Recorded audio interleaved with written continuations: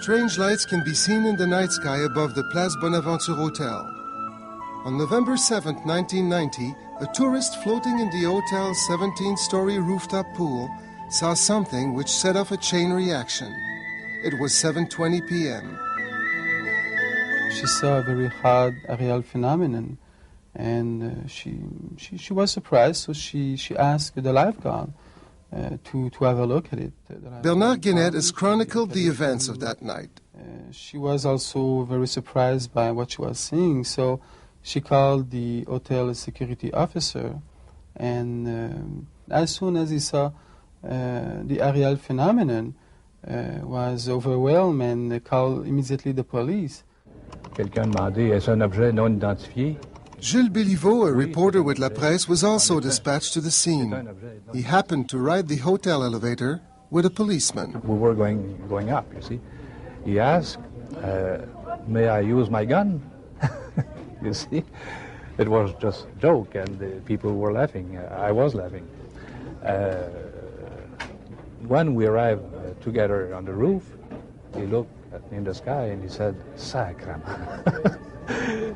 He was astonished, like I was. On a vu une forme ronde qui semblait métallique, qui projetait des faisceaux lumineux qui avaient 4 séries de 3 phares. C'était gigantesque. He decided that you have to call his big boss. And so the big director of all operation of the police that night arrived also on the scene and was overwhelmed by what he was seeing. So he called the RCMP. I got here at the hotel at about 9 o'clock, and I came up, met Sergeant Masson and a lot of people around the pool. We were looking up. On a des petites lumières en haut. I contacted the airport, the military. I talked to the colonel in charge of Saint-Hubert military operations, and I was told that there was no Canadian military operation going on. I also confirmed with Dorval and Mirabel if they had anything on radar, and they answered in the negative.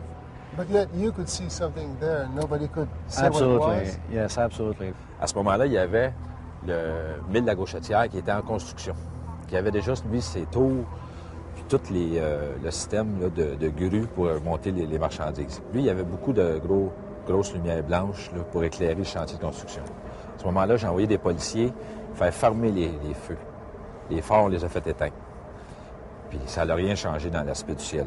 On voyait encore la forme ronde, on voyait encore les lumières tout le tour. Then we had no answer. Some people were saying, yes, it is something from the space. At 9 o'clock that night, Béliveau's colleague, Marcel Laroche, took this photograph of the apparition. So it was a build-up.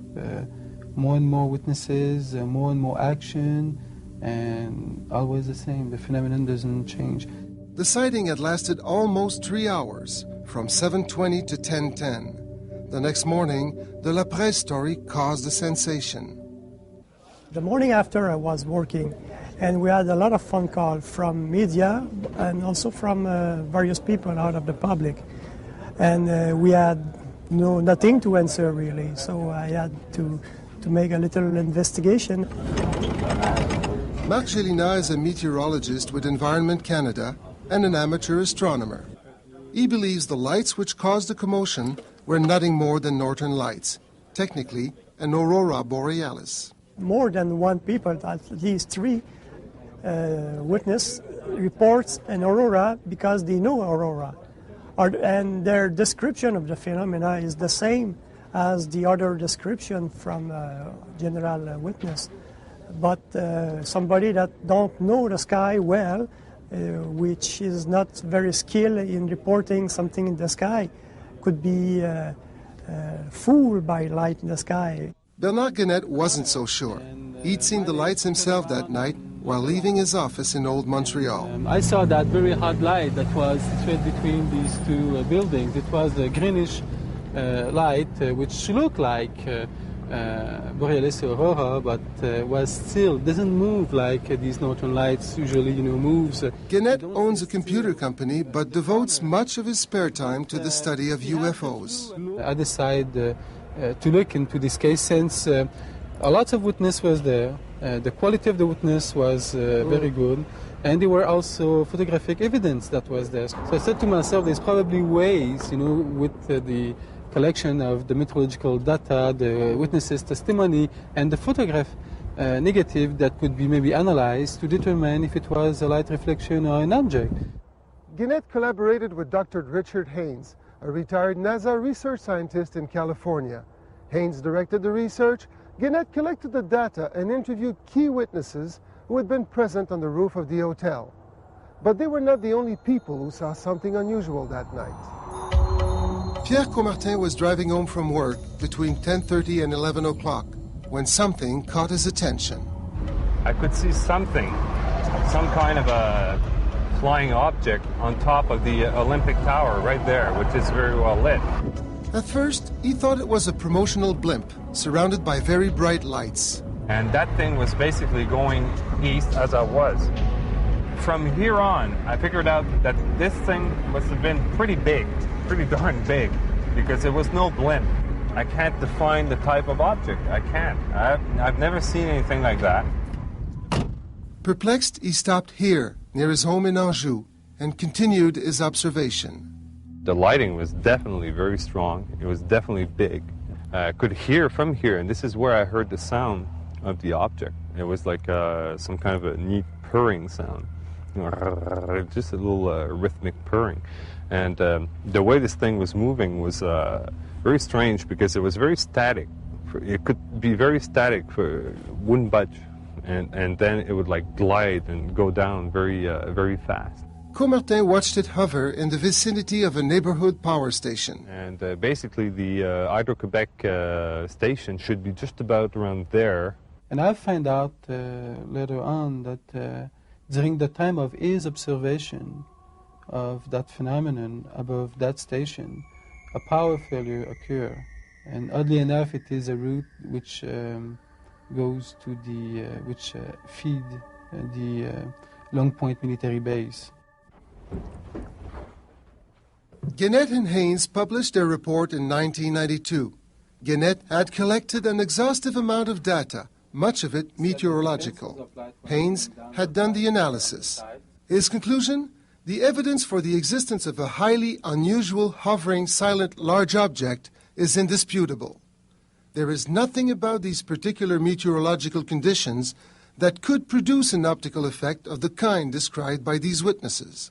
It's a perfect inquiry, except the conclusion. The strongest aurora happens quite often like a crown, like a spot of light with rays emitting. So you look at that and look at this and try to remember and try to make a drawing a day after or so. You will probably find something like that. Why isn't there any record of this particular phenomenon that night? Well, that's still some problems. There is no report, no observation by objective device of activity in the magnetosphere that night. But according to some authorities in Aurora, it could be a localized phenomena. The photographs were also analyzed, and special tools at NASA were used to look at that. Okay, this is a 3D rendering of the negative, and this is what we are seeing here. And this is the scan which goes, through it to try to find out if we are talking about an object or just a reflection. Conclusion, it was an object. This was no atmospheric, situation or... no, I saw an object. I saw light in an object. Nobody talked about extraterrestrial. Everybody was very careful about this. But it was a very strong impression that something hard, something out of this world was present in this world. I won't turn around and say, yes, now I believe in UFOs and life on other planets. But since the sighting on November, I have to admit that once in a while I'll look up there. It happened on a foggy November night in 1991. More than 40 people all shared a stunning experience. I saw this this thing. It was not looking like an object at all. Stunned. There's no other word. I was stunned. Bernard Gannett said that he saw the UFO as he hurried home from a late night at the office. It was more like a kind of pencil of light. It was a greenish color, but looking very odd. Guests at the Montreal Bonaventure Hotel reported seeing the UFO while swimming in the rooftop pool. Lifeguard Lynn St. Pierre was on duty that night. So I stepped outside, I looked at the lights, and I was kind of scared because I didn't know what it was. So I went back in. I said, somebody pinched me, because I don't believe what I see. This is a photograph of the object they all saw. Shrouded by a thick blanket of fog, the UFO appeared to hover low in the night sky for nearly 3 hours. My first reaction while driving was, well, it's probably some kind of a promotional stunt for the Olympic Stadium, you know, probably a game or something. I saw about, I would say, 6, 7, 8 spots within the shape of an egg. I could even hear the sound the thing was making. It was a very definite purring sound, you know, some kind of a... Every corners that I went, I had that thing over my head. I was puzzled, basically, as to, you know, what is this thing? But never did I think that I was seeing a UFO of some sort, you know, or that this thing would be coming from God knows where. Eyewitnesses called Montreal's largest French-language newspaper, La Presse. A reporter and photographer were dispatched to the hotel rooftop. I believe that I have seen lights or glimmers, but I cannot say at all what it is. A nearby construction site was lit with spotlights pointed skyward. Some eyewitnesses dismissed what they were seeing as the light's reflection in the fog.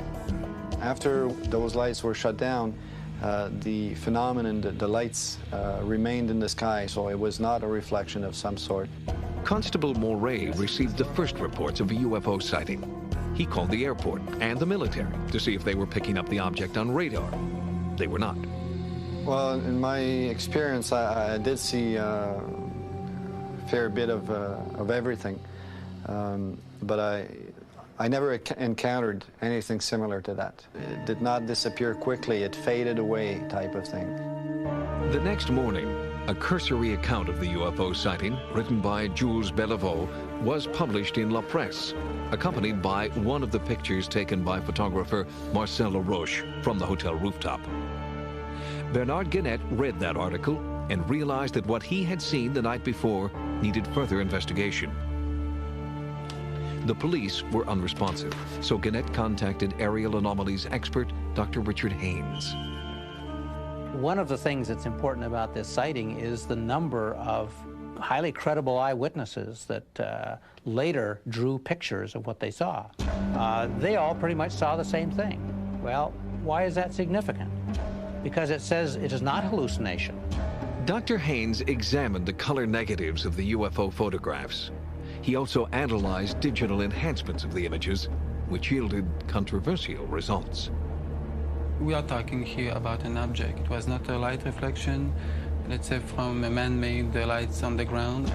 During their investigation, Gannett and Haynes also discovered that a military base a few miles from the hotel had experienced an unexplained power failure on the night of the UFO sightings.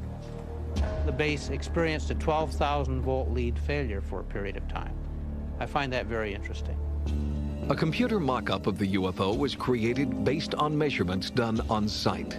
It was determined that the UFO could have been over 6,000 feet wide. The calculations and an exhaustive research report went to more than 50 organizations. Not one responded. That's significant, that a large object could hover over downtown Montreal, a major metropolitan area of North America, and be seen by so many people, pictures drawn of it, photographs taken of it, and no official response. That, to me, is fascinating. It was something quite extraordinary. They had the feeling that it was not from here, that it was different. Based on my experience as a police officer, I really can't say what the origin of these lights was. I'll remember it for the rest of my life, that's for sure. But since I made a lot of interviews, everybody's asking me questions and recognizing me in the street. They won't stop me, but they look at me like I'm a UFO. It changed my life in that kind of way. I know that I've seen something, I've heard the thing, and no way someone's going to convince me that I've seen some kind of a tricky lighting pattern. I mean, there was an object up there. It corresponds to the descriptions that were taken from the other people on site, and I'll never forget it, essentially.